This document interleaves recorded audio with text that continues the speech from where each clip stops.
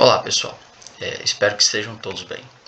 Seguinte, eu havia feito a promessa da gente trabalhar com algumas questões, né, em preparação para a prova do Instituto Federal. Eu vou trabalhar com as questões relacionadas à geografia.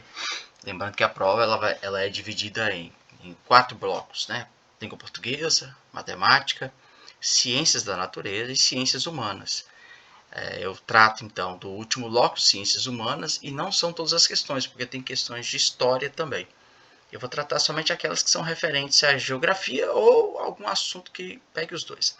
É o caso, por exemplo, dessa questão aqui. Ó. Essa é uma questão, conforme você pode perceber no enunciado, está falando sobre o processo de globalização. Esse é um tema que ele é recorrente tanto na geografia quanto na história. Olha o que está lá no quadrinho, né? Mafalda de novo, no primeiro texto da questão. Troque pela ultramoderna linha de cozinhas, lavadoras, geladeiras, exaustores, secadoras, condicionadores de ar, televisores, liquidificadores, espremedores, enceradeiras, aspiradores de pó, radiocassetes. Use, compre, beba, coma, prove, ei. O que eles pensam que nós somos? Depois a própria Mafalda vai e responde, e o que nós somos? No texto 3 está lá, eu era assim, fiz peitos perfeitos e tirei 20 quilos de gordura com um aspirador. Quebrei o nariz e passei ferro nos cabelos. Não é maravilhoso? Qualquer um pode ser bonito por fora. É como se fosse a pessoa estivesse olhando uma foto, né? Os textos 2 e 3 evidenciam características do processo de globalização, as quais muitos estudiosos as associam à depressão. Analise as afirmativas a seguir e assinale as que estão associadas corretamente à depressão. Veja bem, na primeira, o consumismo leva à valorização do ter mais do que o ser. Isso é verdade, né? Que é o primeiro texto lá, o texto 2, deixou bem claro, produtos que a pessoa deveria trocar. Então, na afirmação 2, o acesso à comunicação e aos bens de consumo implica na depressão. Não necessariamente, né? Isso depende muito, especialmente da questão que vai ser colocada aí no texto 3, que é aquela questão de mostrar aquilo que não é, né? Então, a 2 é falsa. A 3, o direito das pessoas de vestir e de usar o que quiserem e onde quiserem pressupõe a liberdade de escolha. De certa forma, isso tem uma certa dificuldade para que isso de fato aconteça, né? E embora que o direito das pessoas vestir e usar o que quiserem, isso vai depender muito do contexto. E a 4, a imposição de um padrão de beleza induz a insatisfação consigo mesmo. Isso é real, até porque tem relação direta com o que a questão pede sobre depressão.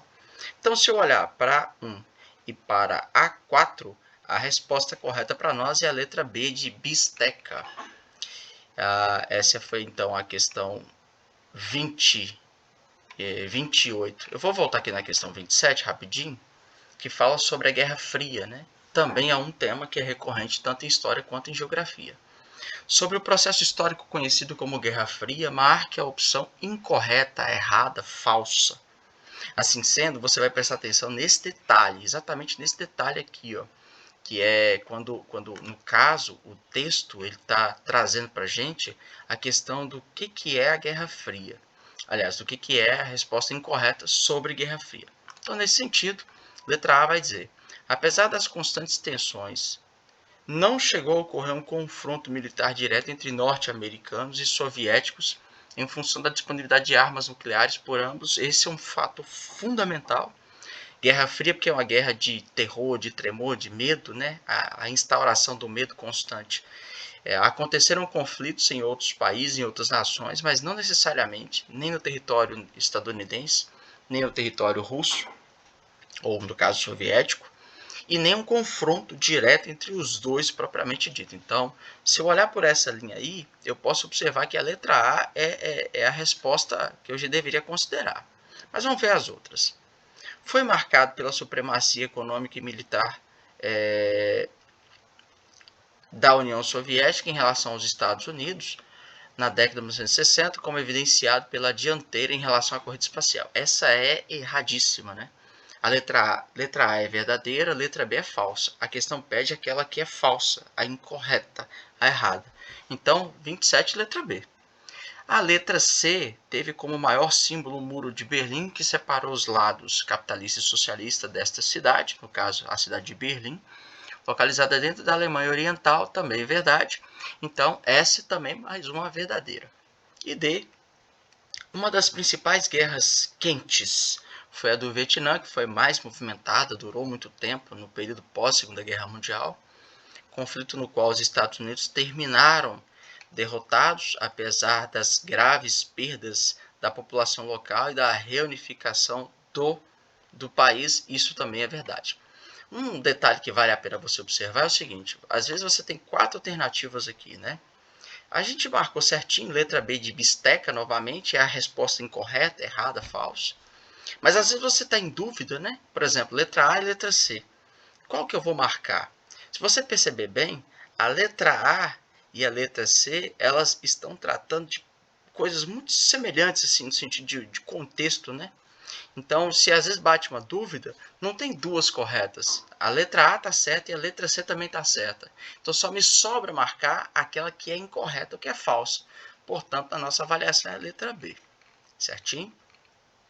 Aqui o mapa, pessoal, esse eu posso falar de mapa, né? Tem escala, tem legenda, tem orientação, tem título, né? Tem fonte, então mapa certinho, pelo que nós até aprendemos em sala de aula. O texto 1 está falando aí sobre como é que seria a medida de magnitude, né?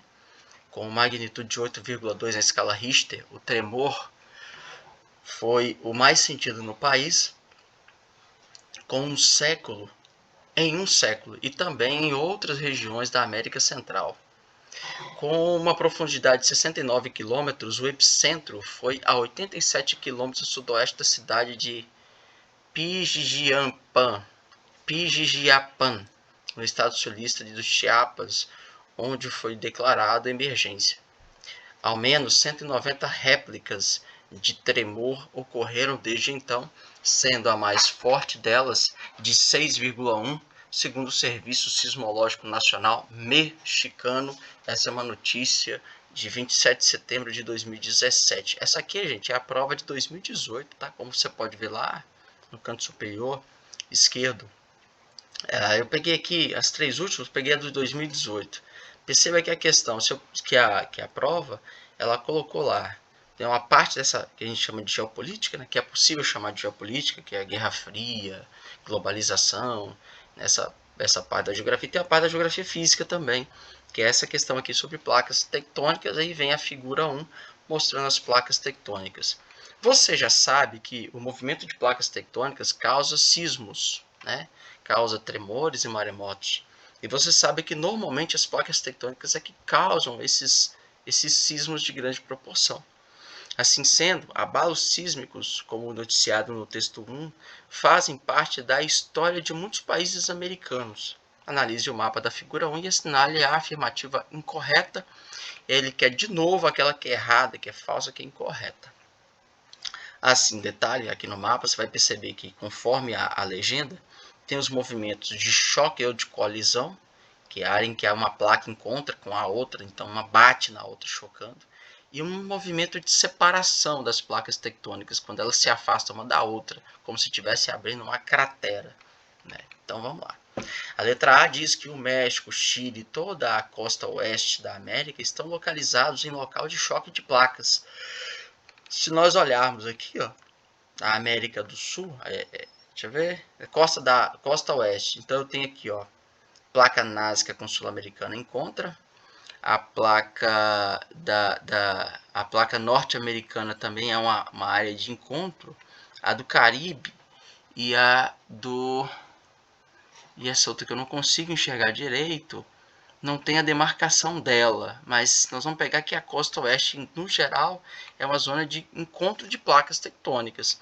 Então, o que torna a região sujeita a abalos sísmicos frequentes, o que é verdade e condiz com o texto 1. Os abalos sísmicos podem acontecer nos continentes, no caso chamados de terremotos, e nos oceanos, chamados de maremotos, e os seus danos estão relacionados à intensidade, conforme a escala Richter, à profundidade do epicentro, ao povoamento e também ao desenvolvimento tecnológico do país. Isso é corretíssimo, né? Primeiro, pela intensidade que vai ser medida pela escala Richter. Você vai saber que tem uma outra escala também, mas o caso, os textos aqui vincularam à escala Richter. Outro elemento que vai colocar é a questão da profundidade, né? Se essa profundidade for maior, a tendência é ele ser mais leve. Se for menor, a tendência é que esse seja um evento mais severo. O povoamento, a quantidade de pessoas que está próximo, que está naquela área, e obviamente se esse país desenvolveu tecnologia para poder prever eventos como esses de abalos sísmicos. Então também é verdadeira a letra B.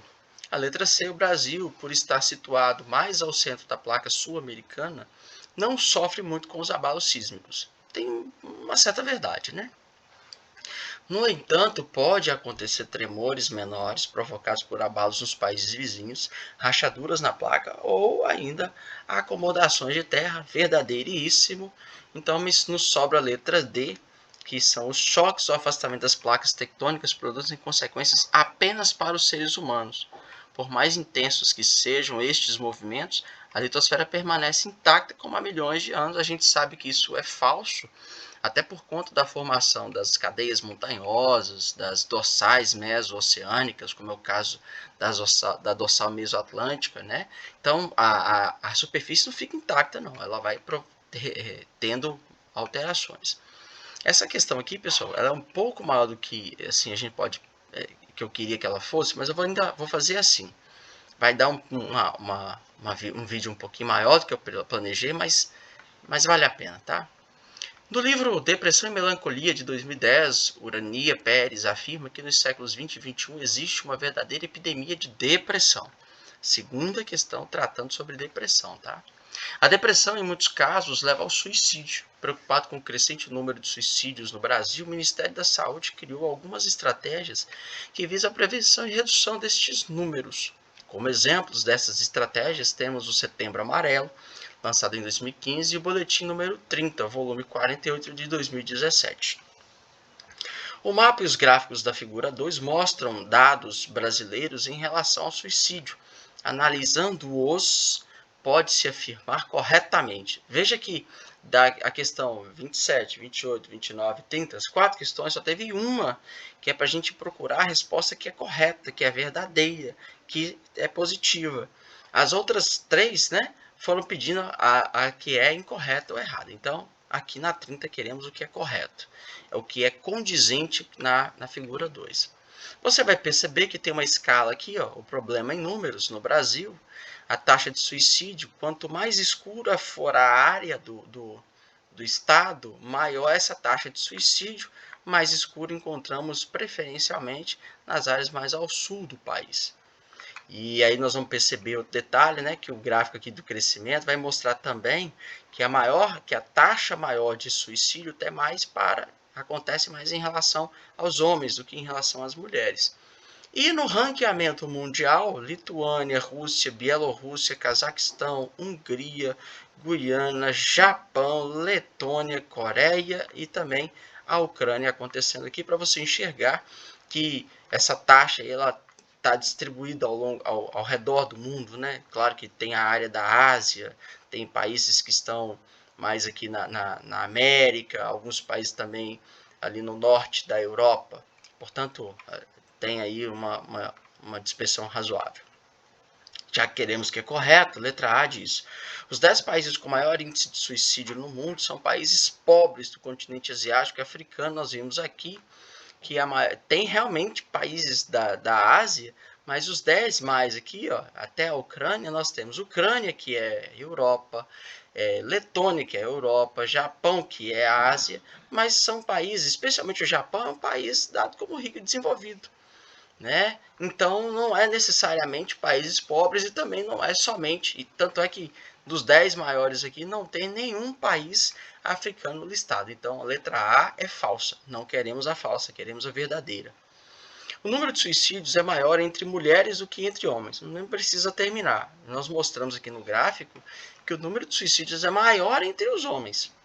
E a letra C, depressão e suicídio não podem ser considerados problemas de saúde pública, pois estão ligados exclusivamente ao valor que cada pessoa atribui à sua vida, falso também. Então já eliminamos a letra C nos sobra a letra D. Os estados brasileiros que apresentam os maiores números de suicídios estão localizados na região sul do país, demonstrado especialmente aqui, ó, nessa parte mais escura. Os 3 do sul, principalmente Rio Grande do Sul, Santa Catarina e Paraná, estão na faixa sul do Brasil. Portanto, a letra D de dólar é a letra correta. Espero que você tenha gostado. A gente está preparando uma outra aula para você. Forte abraço e até a próxima.